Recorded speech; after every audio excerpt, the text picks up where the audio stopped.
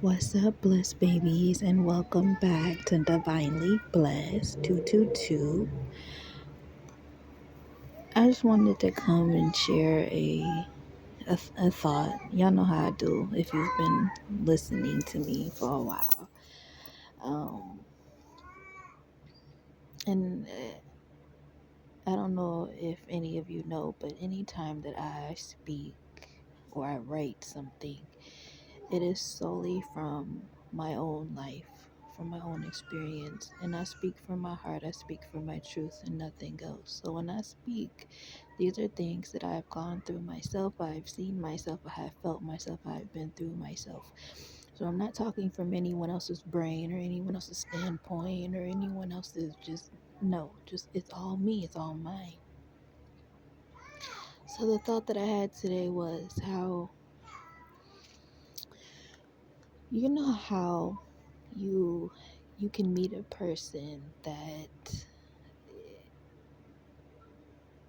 is kind of a soulmate for you, and this isn't a relationship type of talk that I'm having. Soulmates can be it could be a parent, it could be a sibling, it could be a friend, it could be a boyfriend or a girlfriend or husband or wife, but it's not always a husband or wife or a boyfriend or girlfriend. So in this sense, it's just meeting someone that kind of just aligns with the things that you do, or you have similar experiences, right? And you have somewhat of like the same thinking, but it's different, So the same but different. You gotta be careful when you meet people.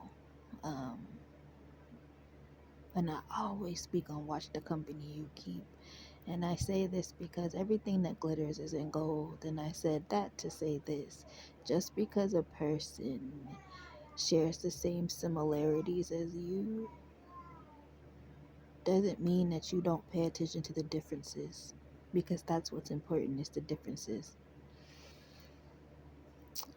I'm saying that because I've met an individual recently. I've met a lot of them, but now that I know what things are, I'm able to pinpoint stuff right when it happened. So I've met an individual over the last year. Um, and at first it was like, cool beans. I got a person that is similar to me. We're different. I'm already know we're different, but it's similar. Like, oh, some of the experiences, you know. But as I started talking to the person in such a short amount of time that we were cool, I started noticing that this person, it could be similar, but I think that this person is a shapeshifter or a masked individual. Definitely a masked individual, because I was just noticing so many patterns. It was a lot of me too. Now, I'm not against someone, me too. Oh, yeah, I said that before. I've been through that, or that's what I say. I'm not against it. But when it's a pattern of it, you're like, whoa. That's why I appreciate patterns. And so that's right there when you kind of want to start looking at the differences. Like, okay, we're the same, but we're also different. So let's see about these differences. The reason why is because you want to know how that person operates in those differences. There are people that are good at masking that they don't know anything, so they just repeat what everyone else does and don't even give a second thought to it because they're locked into certain people, so they're just like, well, this person is going to say the right thing, so I can say it too. It can apply to me too.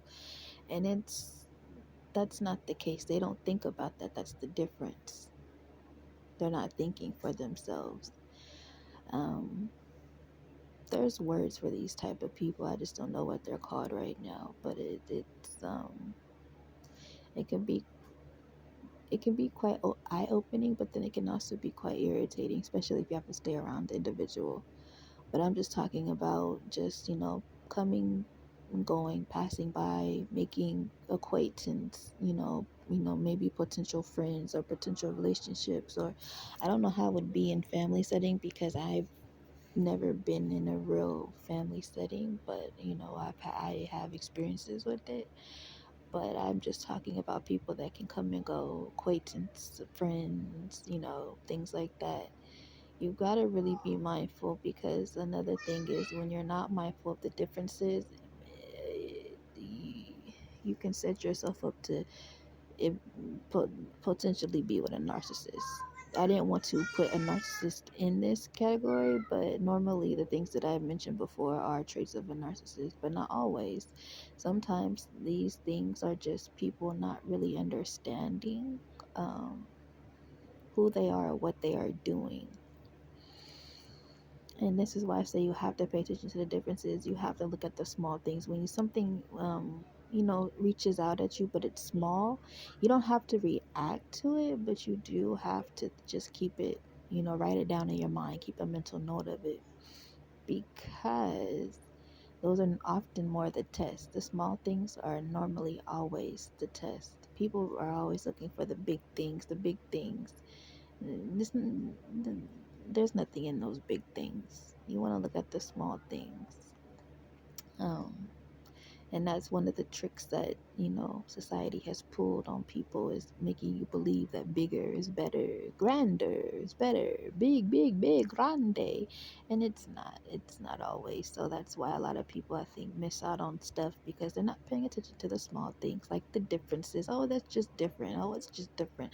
Yes, different is good, but at the same time, when it comes coupled with things that make you feel good, it's okay to pay attention. I understand that people want happiness and that's it, but sometimes the things that make us happy are not always good for us, and sometimes they're attached to conditions and things like that. So that's why I'm always saying, watch the company that you keep, watch the people that you're around, no matter where it's at, work, family, school, wherever, you know. I'm not saying be an unfriendly person. I'm just saying be a smart, friendly person. So, yeah, that's all I wanted to say.